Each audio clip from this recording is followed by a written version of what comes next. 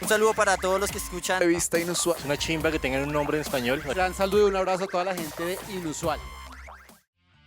Hola inusuales y bienvenidos a un nuevo capítulo de Intempestivamente. Nuevamente estoy en compañía de Pavel e Irene.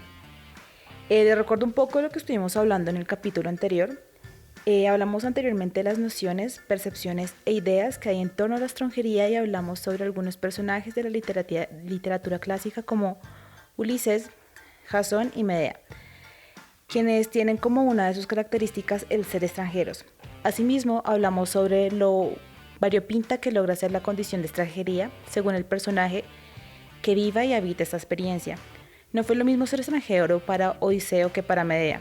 En el episodio de hoy seguiremos indagando en torno a estos personajes extranjeros, esta vez desplazándonos un poco en el tiempo.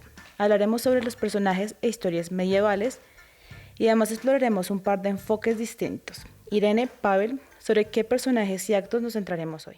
Hola Mónica, hola Pavel, ¿cómo están?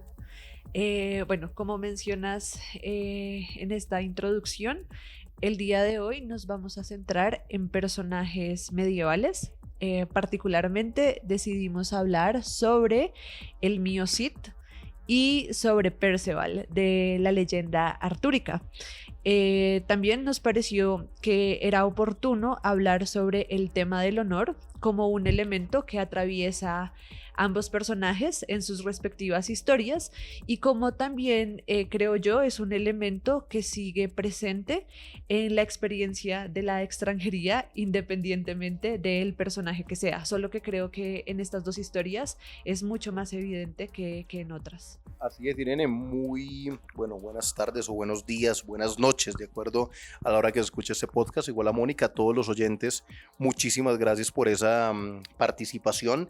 Y bueno, de nuevo reivindicando el espíritu de la conversación, creo que es indispensable, digamos, hablar de este tipo de coloquios para conectar la academia con temas que a veces no son muy cotidianos, ¿no? El tema de la extranjería, ahorita precisamente que el mundo en diferentes partes está convulso, donde el tema de la figura del migrante, donde el tema del desplazamiento, donde un mundo mucho más cosmopolita, mucho más globalizado, pues nos exige repensar esto, ¿no? Y qué interesante que pues a la luz de la literatura universal, esa narrativa que antecede el sujeto, podamos irlo discutiendo. Pues fue realmente muy grato retomar después de muchos años el Cantar del Mio Cid. Creo que es una lectura cómoda, deliciosa, que abrió la filología española sobre el siglo XIII aproximadamente. Ya Irene, que es la filóloga especialista, nos dirá, y que además creo que es uno de los poemas más largos, asinosilábicos, si no estoy mal en la técnica, que ha tenido la humanidad. Entonces muy interesante retornar a estos elementos que también en una sociedad tan fugaz, hay veces se pierden un poquito en las marismas de tanta información de redes sociales, y retornar a estos clásicos para pensar el extranjero, creo que es un tema indispensable, que será inmensamente grato conversar. Yo quiero iniciar preguntándoles qué hace diferente a estos personajes que vamos a tratar hoy, diferentes a los que tratamos la vez pasada, o sea, qué distingue al Mio Cid y a Perceval, qué los hace ser extranjeros diferentes. Yo creo que son diferentes de Medea, de Jasón y de Ulises en la medida en la que las condiciones en las que se encuentran por temas históricos son diferentes. Digamos que son personajes que están más cerca quizá a lo terrenal y a unas experiencias que se pueden ligar de forma más directa con lo histórico, a pesar, digamos, de que Perceval tenga unos componentes como místicos y mágicos muy fuertes dentro de su leyenda. Algo en lo que se asemejan tanto Perceval como el Mio Cid es en el asunto de la búsqueda del honor. Como ambos son personajes que necesitan reivindicar su ser y de alguna manera conocerse, ¿no? Lo que pasa es que los medios y las razones que tienen ambos son distintos. Yo creo que, por ejemplo, el Mio Cid se centra particularmente en un asunto inicialmente territorial, ¿sí? O sea, la búsqueda del honor implica un territorio específico, una conquista, es algo militar. Mientras que en el caso de Perceval, a pesar de que hay algo militar de por medio del asunto de la caballería, la búsqueda que hace Perceval por su honor está ligada a un tema más espiritual. como a otro tipo de conquista, ¿sí? De llegar a unos niveles como espirituales y de conciencia que lo llevan precisamente a volverse un hombre honorable. Y creo que ahí es donde radica como la diferencia y la similitud entre estos medievales. Yo creo que al igual que Irene, hay unas condiciones muy interesantes porque no es, digamos, la caricaturización ni tampoco la victimización del que se hace extranjero por X o Y razón, ¿sí? Y sobre todo que tienen algo muy interesante que es el contacto con esa extrañeza como un elemento de construir claramente su futuro.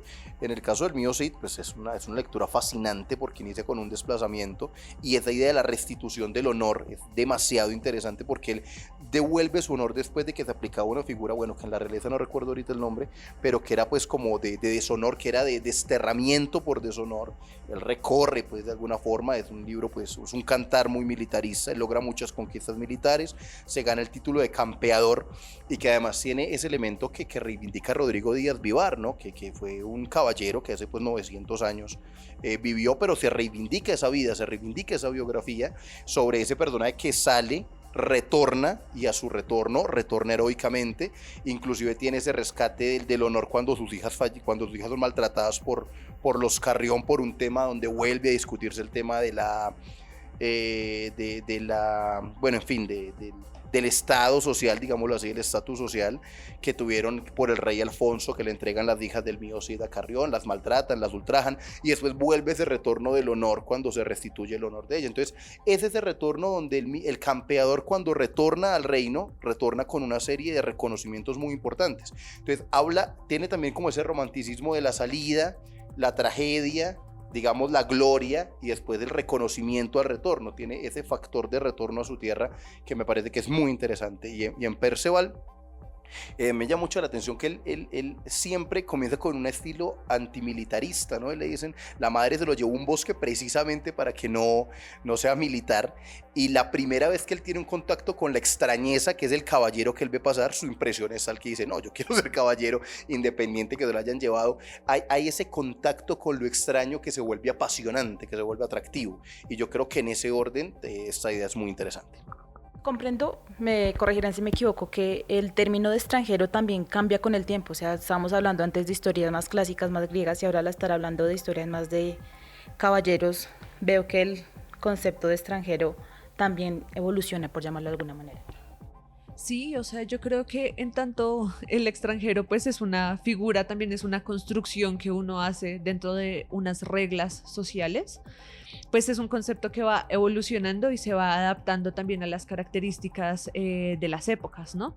En ese caso, pues uno ve como en la época medieval la idea de la extranjería, digamos que sí varía, pero como al igual que en la época clásica, yo creo que sigue ligada con la idea de la aventura. Eso es algo que también me parece fundamental, y es como, a pesar de que todo se va adaptando a las épocas, porque todo al final es un organismo vivo que va mutando y va evolucionando, sí hay algunos elementos centrales que se mantienen.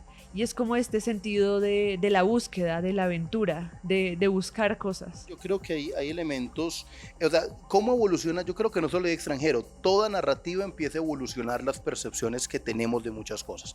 Evidentemente al paso del tiempo, digamos las historias, las cercanías, los movimientos, la desacralización, si se quiere, un poco mitológica del extranjero, es decir, que ya no sean historias épicas, sino que el epicismo se pasa a la línea de la caballería, digamos ya historias también reales, a esa posibilidad de ir transmitiendo esa información, evoluciona, y por supuesto en esa evolución el extranjero también se modifica, también cambia, también crece, ¿sí? No es un crecimiento necesariamente positivo. Yo creo que una de las grandes virtudes de hablar este tema aquí es que estamos repensando el extranjero, porque hoy, por ejemplo, en sociedades latinoamericanas y por ejemplo en Colombia puntualmente, que ha sido un país que históricamente jamás ha sido un país receptor de migrantes, tenemos muy tergiversada e inclusive peyorativizada esa idea de extranjero. Entonces yo creo que una de las intenciones de asociarlo a la narrativa universal es entender que la idea de extranjería y de extrañeza, del que llega, del que se moviliza, del que comparte, no ha sido asumido históricamente como ni una carga de Estado, ni un problema social,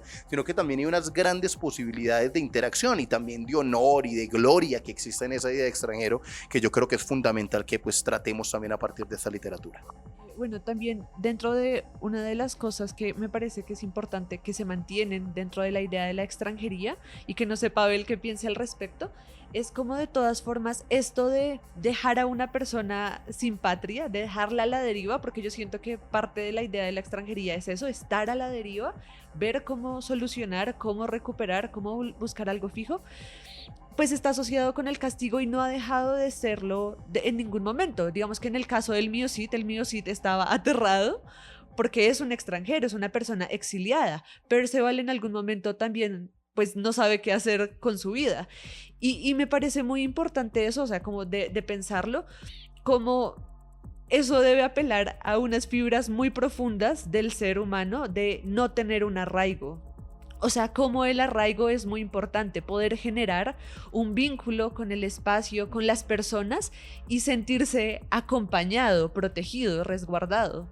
No sé qué creas, Pavel. Sí, ¿no? Y que sobre todo ese de retorno, yo creo que también esa épica tiene ese tema del retorno glorioso, digno que le puede tener a los territorios, y no necesariamente en las condiciones favorables o cómodas que quizá discutíamos ahorita previo al programa, discutíamos pues fenómenos que después de pronto ya se hablen más, pero digamos que esas condiciones, yo creo que el mío sí también es un libro que para que toda persona que esté en condición de migración o de extranjería, si no lo ha leído, lo lea, porque también habla del retorno honroso a partir de sus propias gestas a su propio territorio. Es decir, el amor al territorio no es la circunstancia de comodidad, de status quo, de que es mi país, sino también toda la gloria que se puede retornar y que ha sido un tema histórico, porque pues en el tema del Mio Cid, cuando él sale, inclusive Irene recordará que cuando él sale, el rey prohíbe rotundamente que nadie le dé posada al Mio Cid, que aquel que le dé posada será condenado a muerte o a cortarse las manos. O sea, es un desterramiento total, y cómo él recupera su imagen a partir de ir, bueno, recuperando ejércitos,